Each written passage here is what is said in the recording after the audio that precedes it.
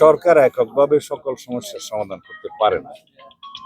সমাজে যারা দায়িত্বশীল বিত্তশালী মানুষ তারা সব সময়, এবং বেসরকারি যেগুলো সংস্থা তারা সব সময় এই বন্যার সময় হোক অন্যান্য প্রাকৃতিক দুর্যোগের সময় হোক তারা ক্ষতিগ্রস্ত মানুষের পাশে দাঁড়ায়।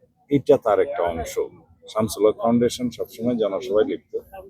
তারা আমাদের এই এলাকায় আজকে 20 জনকে বাড়িঘর নির্মাণ সামগ্রী, গৃহ নির্মাণ সামগ্রী প্রদানের মধ্য দিয়ে যারা খুব বেশি ক্ষতিগ্রস্ত হয়েছে, বাড়িঘর নষ্ট হয়ে গেছে, তাদের মধ্যে 20 জনকে দেওয়া হলো এবং তাদেরকে ধন্যবাদ জানাই।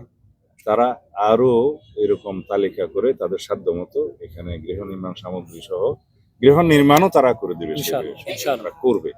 আর অন্যান্য খাদ্য সামগ্রী, কৃষি উপকরণ এবং অন্যান্য ভাবে যারা ক্ষতিগ্রস্ত হয়েছে সেগুলো আমরা জরিপ করে সরকারিভাবে আমরা সহযোগিতা করার চেষ্টা করছি। সমন্বিতভাবে এই দুর্যোগ কবলিত এলাকার সমন্বয়ের জন্য একজন মন্ত্রী পরিষদের সদস্যকেও নিয়োজিত করা হয়েছে। তার সমন্বয়ে প্রশাসনের কর্মকর্তারা দিন রাত পরিশ্রম করে সেই সমন্বিতভাবে ত্রাণ বিতরণ এবং বিভিন্নভাবে সাহায্য সহযোগিতা করার উদ্যোগ গ্রহণ করেছে। ইতিমধ্যে প্রায় আমরা সমাপ্ত করেছি।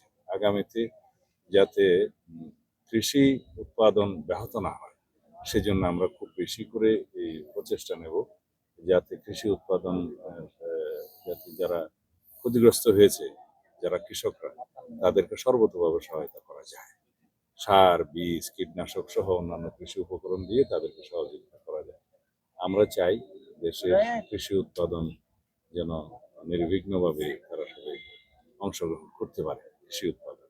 এছাড়াও আমাদের যে খাল খনন কর্মসূচি আছে, পরিবেশ বান্ধব কর্মসূচি আছে, জলবায়ু পরিবর্তনের কারণে ক্ষতিগ্রস্ত বিভিন্ন জনগোষ্ঠী এবং অঞ্চলে আমরা যে কর্মসূচিগুলো নিয়েছি এগুলোর মধ্যে দিয়েও দেশের কৃষি উৎপাদন আশা করি দ্বিগুণ হবে। আমরা পরিবেশ প্রতিবেশ সংরক্ষণ করতে পারবো।